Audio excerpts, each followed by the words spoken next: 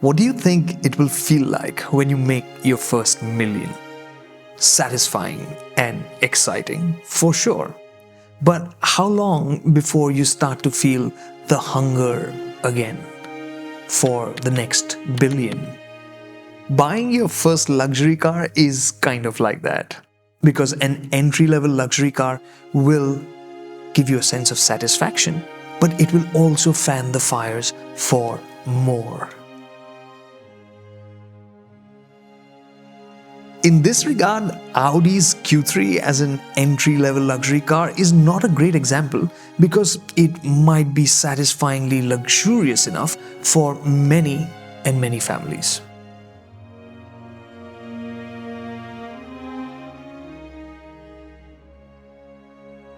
This baby Audi has grown up.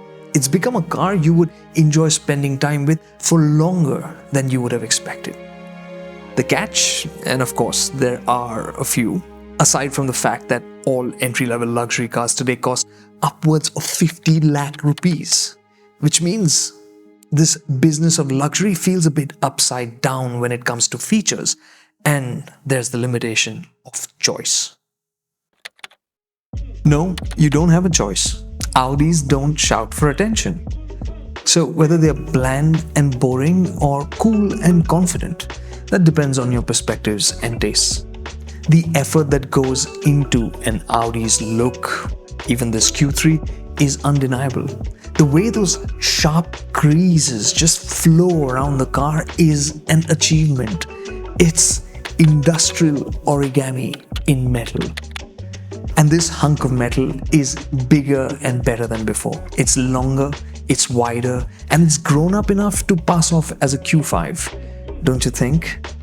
It's also more luxurious with LED lighting and 18-inch alloy wheels offered as standard. So even the lower spec of the Q3 will look just as good.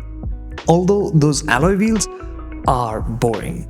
That aside, the Q3 won't look outdated in your garage anytime soon. One of the biggest reasons you won't feel the need to upgrade anytime soon is on the inside. This cabin reminds me of the e-tron a lot. These tan-colored seats look killer, they feel premium, and they are properly comfortable. Typically Audi. But the game changer is the backseat. It's so much more spacious that a 6-footer won't complain about being chauffeured around here. These seats also slide forward, increasing the boot space available, which is already pretty healthy. So, airport runs can't be your excuse for an upgrade. The real frustration with buying a luxury car under a crore of rupees, and including the Q3, is the features list, because it misses out on things that cars at half the price offer. It doesn't get ventilated seats, 360-degree camera, or ADAS safety tech. Thankfully, the Q3 offers passive keyless entry, a feature which was uncommon in this segment till now. This top-spec Q3 gets a clean and good-sounding music system, but it's not wow, which makes me wonder what the base music system sounds like. It gets wireless smartphone charging, but it doesn't get wireless Android Auto and Apple CarPlay. It has rear aircon vents, but there are no USB charging slots on offer there. This is ridiculous. What's amazing though is the performance. It's one of the reasons you won't feel the need to upgrade anytime soon. The Q3 is packing more cylinders, more displacement, more power and torque than its rivals. It's got more composure. It feels velvety smooth when you're playing it calm and cool in the city. When you ask for a change of pace, it's unbothered because it's got punch from the engine. It doesn't have to rush through the gearbox. Even at higher speeds, it's quick and unstressed. An all-rounder, you got it.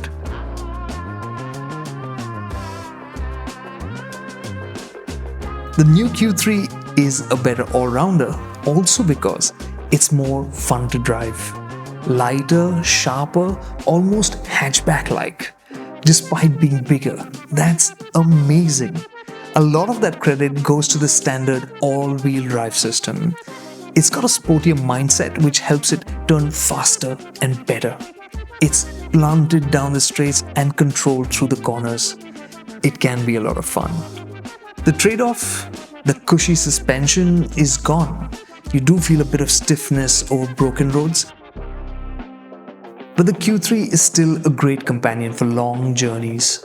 It won't let you worry about potholes and big bumps, it handles them beautifully. Distances seem to shrink a bit more in the Q3 because it also isolates you from the chaos outside really well.